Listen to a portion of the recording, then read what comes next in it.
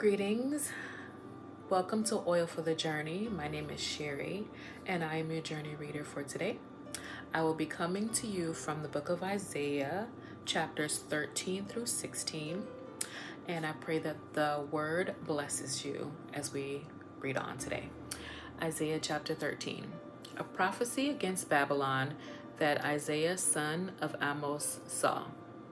Raise a banner on a bare hilltop, shout to them, beckon to them, to enter the gates of the nobles. I have commanded those I prepared for battle. I have summoned my warriors to carry out my wrath, those who rejoice in my triumph. Listen, a noise on the mountains like that of a great multitude. Listen, an uproar among the kingdoms, like nations massing together. The Lord Almighty is mustering an army of war. They come from faraway lands, from the ends of the heavens, the Lord and the weapons of his wrath, to destroy the whole country. Wail, for the day of the Lord is near. It will come like destruction from the Almighty. Because of this, all hands will go limp, every heart will melt with fear. Terror will seize them. Pain and anguish will grip them. They will writhe like a woman in labor. They will look aghast at each other, their faces aflame. See, the day of the Lord is coming, a cruel day with wrath and fierce anger, to make the land desolate and destroy the sinners within it. The stars of heaven and their constellations will not show their light. The rising sun will be darkened, and the moon will not give its light. I will punish the world for its evil, the wicked for their sins. I will put an end to the arrogance of the haughty, and will humble the pride of the ruthless. I will make people scarcer than pure gold, more rare than the gold of Ophir. Therefore I will make the heavens tremble, and the earth will shake from its place, at the wrath of the Lord Almighty, in the day of his burning anger. Like a hunted gazelle, like sheep without a shepherd, they will all return to their own people. They will flee to their native land. Whoever is captured will be thrust through. All who are caught will fall by the sword. Their infants will be dashed to pieces before their eyes. Their houses will be looted and their wives violated.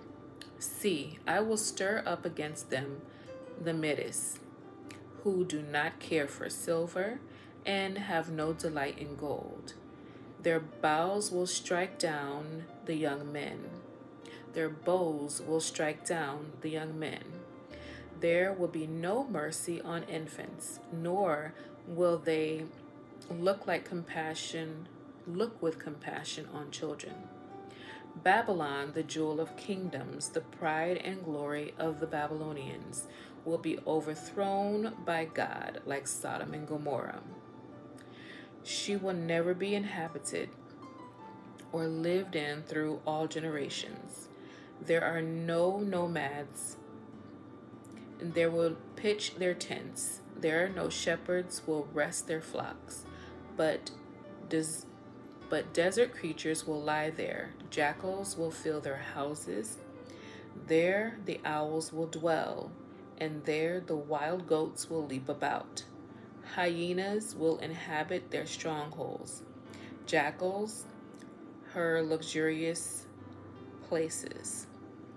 Her time is at hand, and her days will not be prolonged. Isaiah chapter 14. The Lord will have compassion on Jacob. Once again, he will choose Israel and will settle them in their own land. Foreigners will join them and unite with the descendants of Jacob. Nations will take them and bring them to their own place, and Israel will take possession of the nations and make them male and female servants in the Lord's land. They will make captives of their captors and rule over their oppressors. On the day the Lord gives you relief from your suffering and turmoil, and from the harsh labor forced on you, you will take up this taunt against the king of Babylon. How the oppressor has come to an end, how his fury has ended. The Lord has broken the rod of the wicked, the scepter of the rulers, which in anger struck down peoples with unceasing blows, and in fury subdued nations with relentless aggression. All the lands are at rest and at peace. They break into singing. Even the junipers and the cedars of Lebanon gloat over you and say, "Now that you have been laid low, no one comes to cut us down." The realm of the dead below is all astir to meet you at your coming. It rouses the spirits of the departed to greet you. All those who were leaders in the world, it makes them rise from their thrones. All those who were kings over the nations. They will all respond. They will say to you, "You also have become weak, as we are. You have become like us. All your pomp has been brought down to the grave, along with the noise of your harps. Maggots are spread out beneath you, and worms cover you. How you have fallen from heaven, morning star, son of the dawn. You have been cast down to the earth. You once laid low the nations. You said in your heart, "I will ascend to the heavens. I will raise my throne above the stars of God. I will sit enthroned on the Mount of Assembly, on the utmost heights of Mount Zaphon. I will ascend above the tops of the clouds. I will make myself like the Most High." But you are brought down to the realm of the dead, to the depths of the pit. Those who see you stare at you. They ponder your fate. It is this the man who shook the earth and made kingdoms tremble? The man who made the world a witness, who overthrew its cities and would not let his captives go home? All the kings of the nations lie in state, each in his own tomb. But you are cast out of your tomb like a rejected branch. You are covered with the slain, with those pierced by the sword, those who descended to the stones of the pit. Like a corpse trampled underfoot, you will not join them in burial, for you have destroyed your land and killed your people. Let the offspring of the wicked never be mentioned again. Prepare a place to slaughter his children, for the sins of their ancestors. They are not to rise to inherit the land and cover the earth with their cities. I will rise up against them, declares the Lord Almighty. I will wipe out Babylon's name and survivors, her offspring and descendants, declares the Lord. I will turn her into a place for owls and into swampland. I will sweep her with the broom of destruction, declares the Lord Almighty. The Lord Almighty has sworn, surely, as I have planned, so it will be. As I have purposed, so it will happen. I will crush the Assyrian in my land. On my mountains I will trample him down. His yoke will be taken from my people and his burden removed from their shoulders. This is the plan determined for the whole world. This is the hand stretched out over all nations. For the Lord Almighty has purposed, and who can thwart him? His hand is stretched out, and who can turn it back? This prophecy came in the year King Ahaz died. Do not rejoice, all you Philistines, that the rod that struck you is broken. From the root of that snake will bring up a viper. Its fruit will be a darting, venomous serpent. The poorest of the poor will find pasture, and the needy will lie down in safety. But your root I will destroy by famine, It will slay your survivors. Wail, you gate, howl, you city, melt away, all you Philistines. A cloud of smoke comes from the north, and there is no straggler in its ranks. What answer shall be given to the envoys of this nation? The Lord has established Zion, and in her has afflicted people, and in her his afflicted people will find refuge. Isaiah chapter 15. Ar in Moab is ruined, destroyed in a night. Ker in Moab is ruined, destroyed in a night. Dibon goes up to its temple, to its high places to weep. Moab wails over Nebo and Medeba. Every head is shaved and every beard cut off. In the streets they wear sackcloth. On the roofs and in the public squares they all wail, prostrate with weeping. Heshbon and Elilah cry out. Their voices are heard all the way to Jahaz. Therefore the army and the armed men of Moab cry out, and their hearts are faint. My heart cries out over Moab. Her fugitives flee as far as Zoar, as far as Eglath Shelishah. They go up and the hill to Luith, weeping as they go. On the road to Horonaim, they lament their destruction. The waters of Nimrim have dried up, and the grass is withered. The vegetation is gone, and nothing green is left.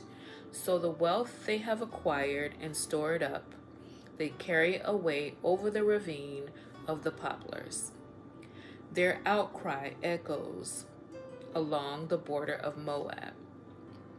Their wailing reaches as far as Eglaim, their lamentation as far as Beer Elim. The waters of Dimon are full of blood, but I will bring still more upon Dimon, a lion upon the fugitives of Moab, and upon those who remain in the land. Isaiah chapter 16. Send lambs as tribute to the rulers of the land, from Selah across the desert to the mount of daughter Zion. Like fluttering birds pushed from the nest, so are the women of Moab at the fords of the Arnon. Make up your mind, Moab says, render a decision. Make your shadow like night at high noon. Hide the fugitives, do not betray the refugees.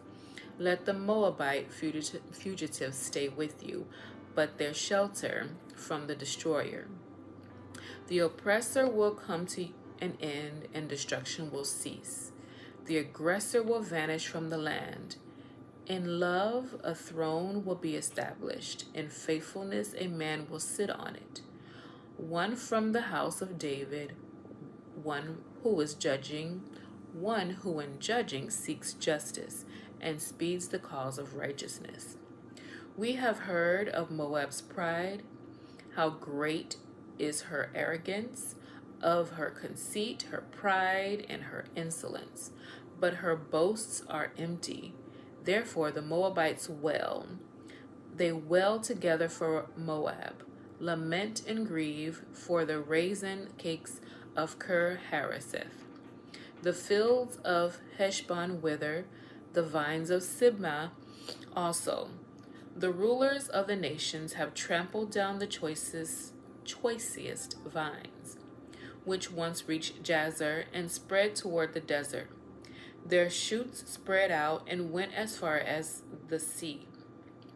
So I sweep as Jazer sweeps for the vines of Sibmah, Heshbon and Eleah.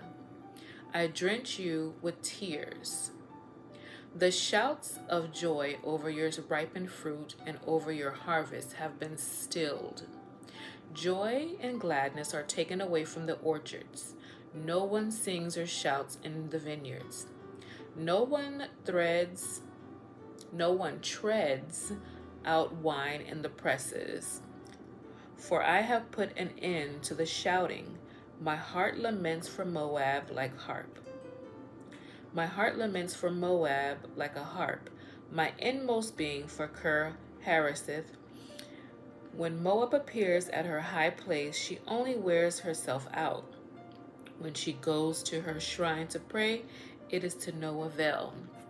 This is the word the Lord has already spoken concerning Moab. But now the Lord says, within 3 years, as a servant bound by contract would count them, Moab's splendor and all her many people will be despised, and her survivors will be very few and feeble. Thank you for this time that we spent in the word of the Lord today. I pray that it adds an additional blessing to your week. God bless.